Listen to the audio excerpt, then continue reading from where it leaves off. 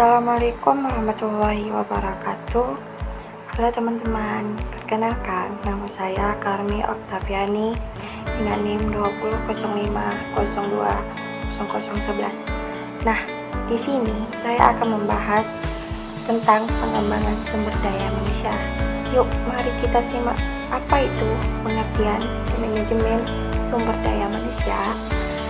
Sumber daya manusia adalah salah satu faktor yang sangat penting, bahkan tidak dapat dilepaskan dari sebuah organisasi, baik institusi maupun perusahaan. Sumber daya manusia juga merupakan kunci yang menentukan perkembangan perusahaan.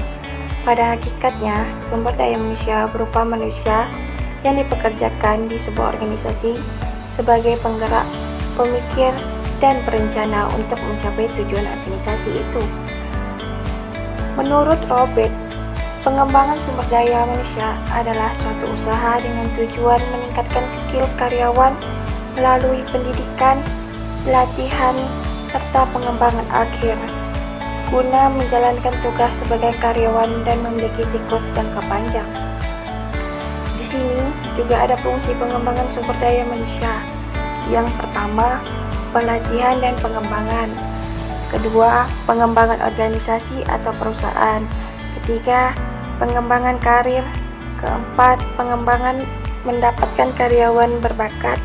Kelima, hubungan karyawan dan pimpinan lebih baik. Keenam, mengukur kinerja dan manajemen perusahaan. Dan yang terakhir, menentukan kompensasi dan tunjangan. Berikut kita juga menjelaskan tujuan pengembangan sumber daya manusia. Pengembangan sumber daya manusia merupakan suatu proses pendidikan jangka panjang yang mempergunakan prosedur sistematis dan terorganisir, di mana karyawan manajerial mempelajari pengetahuan konseptual dengan teoritis guna mencapai tujuan umum. Pengembangan bertujuan untuk mempersiapkan pegawainya siap untuk memangku jabatan di masa yang akan datang dengan mengembangkan keterampilan seperti peningkatan dalam keilmuan, pengetahuan, kemampuan, sikap, dan kepribadian. Tujuan pengembangan sumber daya manusia menurut Priyansyah. Adapun tujuan internal. Yang pertama, meningkatkan produktivitas kerja. Kedua, meningkatkan efisiensi organisasi.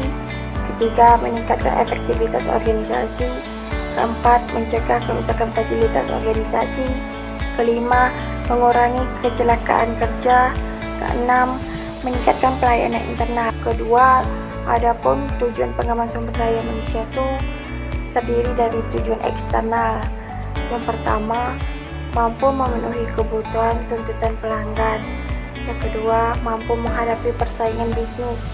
Ketiga, mampu menghadapi persaingan dalam tingkat global. Keempat, semakin tinggi biaya karyawan, di mana perusahaan memilih mempekerjakan karyawan dengan jumlah sedikit, namun mereka dapat mengembangkan pekerjaan yang banyak. Dan yang terakhir, semakin langkanya sumber energi. Manfaat pengembangan sumber daya manusia.